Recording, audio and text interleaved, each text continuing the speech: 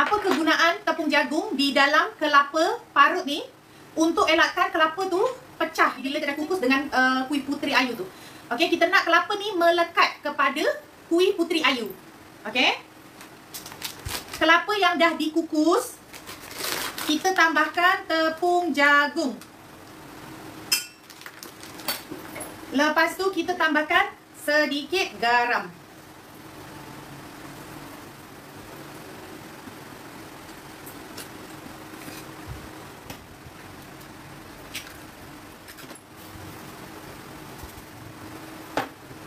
Ya, black.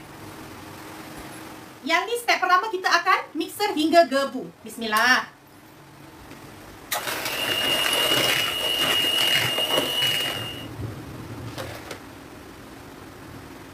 Untuk resipi yang Cantik kongsikan, Cantik suka letak susu tepung. Jadi kita punya kuih puteri ayu ni lagi berlemak, sangat-sangat sedap. Okey, kita tambahkan susu tepung 1 sudu besar. Tambahkan sedikit baking powder.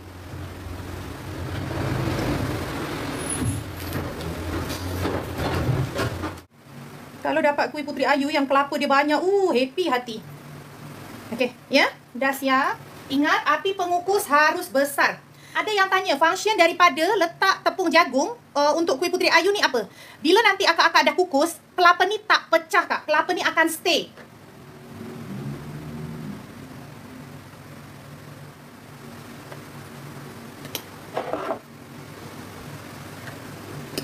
Okey tak?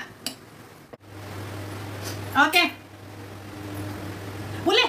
Yang ni bila tak habis korang masuk frozen. Boleh.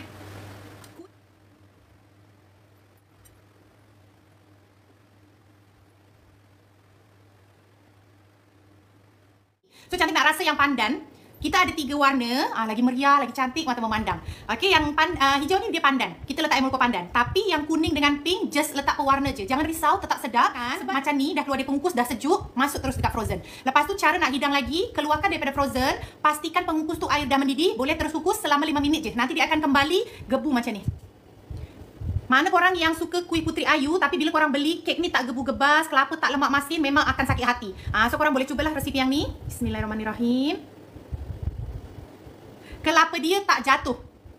Kelapa dia stay, melekat tak jatuh. Itulah kenapa kelapa harus kita campurkan dengan tepung jagung sedikit. Okey, bismillahirrahmanirrahim.